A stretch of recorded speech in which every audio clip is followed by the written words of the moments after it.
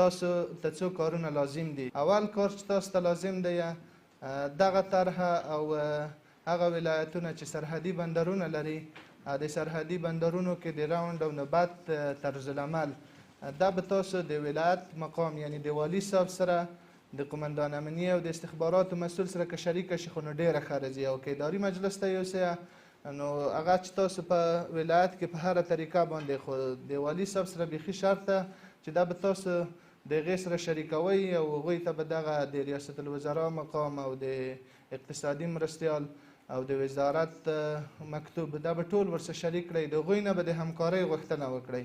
دوهم کار به دا وکړئ دغه د هډو دپاره خو موږ ته تشکیل ته ضرورت دی. موږ ته د دغو ټولو هډو لپاره 1150 تنه بالمقطع منظور شوي دي.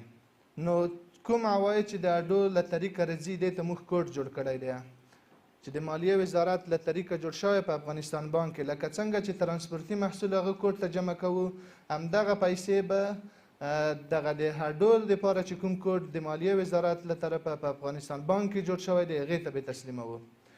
سخت کال کې زموږ دغه تشکیل بالمقطع دی.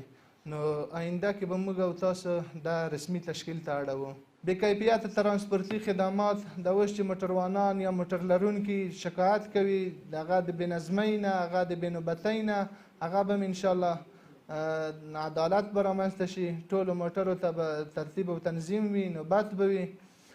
موږ په کابل کې دغه ساحې چې د 2 تصویرونه تاسو وینئ مخکینی وضعیت او د طرحې د پلي کولو وروسته حالت چې هغه بیروبار ساحه ده او په هغې کې موږ دغه د کوم کسان چې په هډو کې دروو د دوی دپاره مو دغه شنه اسکټ دا جوړ کړي دي چې ټول خلک یې وپېژني. یعنې دغه یونیفورم دی د دې اسکټونو په شا باندې د ترانسپورت او هوایي چلند وزارت لوګو ده او هلته لیکل شوي دي پرې چې دا